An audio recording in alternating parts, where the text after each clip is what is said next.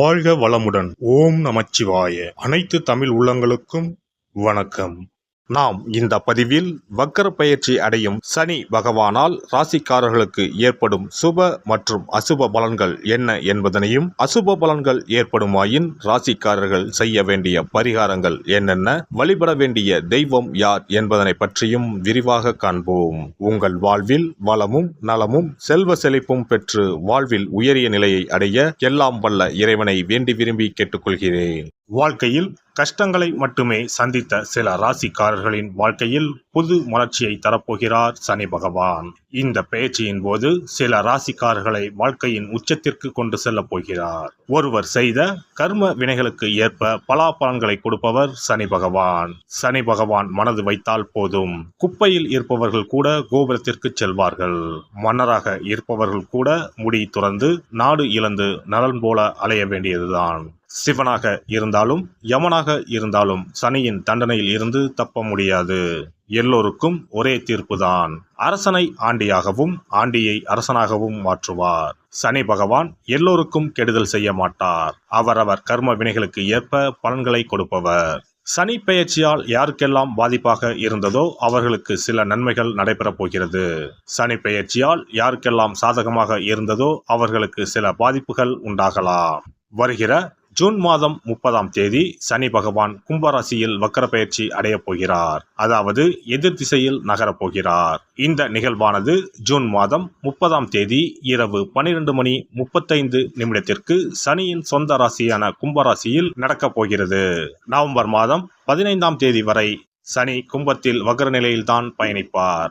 இப்படிப்பட்ட சூழ்நிலையில் சில ராசிக்காரர்களுக்கு சனி பகவானின் சிறப்பு அருள் கிடைக்கும். அதாவது இந்த ராசிக்காரர்களுக்கு வேலை மற்றும் வியாபாரத்தில் பதவி உயர்வு, சம்பள உயர்வு கிடைக்கலாம். வேலை இல்லாதவர்களுக்கு நல்ல வேலை கிடைக்கும். சனி பகவான் தற்பொழுது கும்பராசியில் உள்ள கடைசி நட்சத்திரமான புரட்டாதி நட்சத்திரத்தில் சஞ்சரிக்கிறார். அதன் பின்னர் நவம்பர் 15ஆம் தேதி மீண்டும் நேராக பயணிக்க உள்ளார். இப்படி வக்கர நிலையில் சுமார் 139 நாட்கள் சனி பகவான் பயணிக்க உள்ளார். சனி பகவான் வக்கரமாவதால் அதன் தாக்கம் அனைத்து ராசிகளிலுமே காணப்படும். அதுவும் சில ராசிக்காரர்களுக்கு பொற்காலமாக இருக்கப் போகிறது. மேலும் நிதி நிலையில் நல்ல உயர்வும் தொழிலில் நல்ல முன்னேற்றமும் ஏற்பட உள்ளது. திருமண வாழ்க்கையில் மகிழ்ச்சி அதிகரிக்கும். இனி உங்கள் ராசிக்கான பலன்கள் என்ன என்பதனை பற்றி காண்போம். மிதுன ராசி அன்பர்களே, இதுவரை இருந்து வந்த பிரச்சனைகள் விலகும். கடந்த 9 வருடங்களாக இழுபறியாக இருந்து வந்த சிக்கல் ஒன்றுக்கு தீர்வு கிடைக்கும். பொருளாதார அளவில் நல்ல பலன்கள் உண்டாகும். எதிர்பார்த்த சம்பள உயர்வு கிடைக்கும். அலுவலகத்தில் உங்கள் கை ஓங்கும். எதிர்த்தவர்கள் அடங்குவார்கள். புதிய விஷயங்களை கற்றுக்கொள்வீர்கள். வியாபாரத்திலும் லாபம் அதிகரிக்கும். குடும்பத்தில் மகிழ்ச்சி உண்டாகும். பிரிந்திருந்த தம்பதிகள் ஒன்று சேரும் வாய்ப்பு உண்டு. புதிய மனிதர்களின் சந்திப்பால் மனதிற்கு மகிழ்ச்சி கிடைக்கும். 10ஆம் வீட்டில் இருக்கும் ராகு பகவான் உங்களை பலப்படுத்தி கொண்டிருக்கிறார். எனவே கடன் பிரச்சனைகளுக்கு தீர்வு கிடைக்கும். அலுவலக ரீதியாகவும் நற்பலன்கள் அதிகரிக்கும். என்றாலும் குடும்பத்தில் ஒருவருக்கொருவர் விட்டு கொடுத்து செல்வது நல்லது. மனதில் சாதிக்க முடியும் என்ற தன்னம்பிக்கை துளிர்விடும். சவால்களில் வெற்றி பெறுவீர்கள். பழைய வாகனத்தை மாற்றுவீர்கள். இனி ஓரளவு வசதியான வீட்டுக்கு மாறுவீர்கள். மகனுக்கு அயல்நாடு தொடர்புடைய நிறுவனத்தில் வேலை கிடைக்கும். பழைய கடனை தீர்க்க உதவிகள் கிடைக்கும். சொந்த வீடு வாங்குவீர்கள். வழக்கில் நல்ல தீர்ப்பு வரும். பங்காளி பிரச்சனைகள் தீரும். திட்டமிட்ட காரியங்கள் அனைத்தும் கைகூடும். தன்னிச்சையாக சில முக்கிய முடிவுகள் எடுப்பீர்கள். சோர்வு நீங்கி துடிப்புடன் செயல்பட தொடங்குவீர்கள். எதிர்பாராத பணவரவு உண்டு. பழைய கடனை தீர்ப்பதற்கு புதிய வழி பிறக்கும். சகோதரிக்கு நல்ல விதத்தில் திருமணம் முடியும். மனைவி வழி உறவினர்களால் ஆதாயம் உண்டு. வியாபாரத்தில் வேலையாட்களை மாற்றுவீர்கள். உத்தியோகத்திலும் மதிப்பு மரியாதை கூடும். இல்லத்தரசிகளே, தங்க ஆபரணங்களை வாங்கி சேர்ப்பீர்கள். பிள்ளைகள் உதவிகரமாக இருப்பார்கள். மாமனார் மாமியாருடன் கருத்து மோதல்கள் நீங்கும். அலுவலகம் செல்லும் பெண்களே, இனி பணியில் நிரந்தரமாக்கப்படுவீர்கள். கன்னி பெண்களே, விரைவிலேயே திருமணம் நடைபெறும். மாணவ மாணவிகளே, உயர்கல்வியில் வெற்றி பெறுவீர்கள். விரும்பிய கோர்ஸில் சேர்வீர்கள். ஆசிரியரின் அன்பை பெறுவீர்கள்.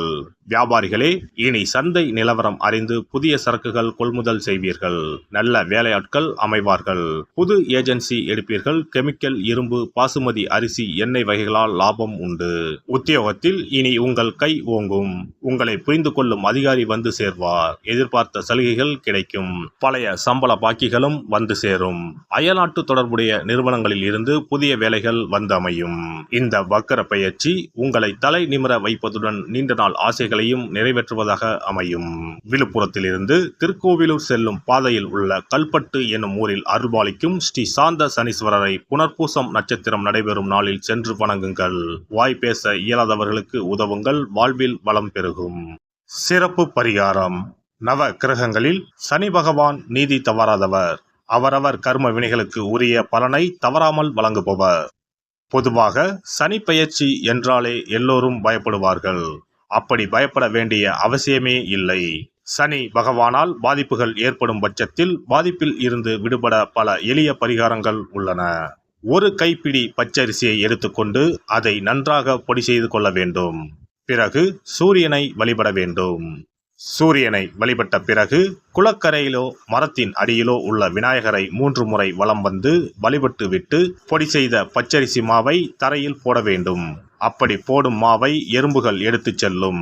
குறிப்பாக வன்னி மரத்தின் அடியில் இருக்கும் விநாயகரை வலம் வருவது மிகவும் விசேஷம். இந்த பரிகாரத்தை எப்போதுமே தொடர்ந்து செய்வது மிகவும் நல்லது. ஒருவருக்கு சனி தசை வந்துவிட்டால் அவருக்கு சந்தேக புத்தி வந்துவிடுகிறது. யார் சொல்வதையும் ஏற்றுக்கொள்ள மாட்டார்கள்.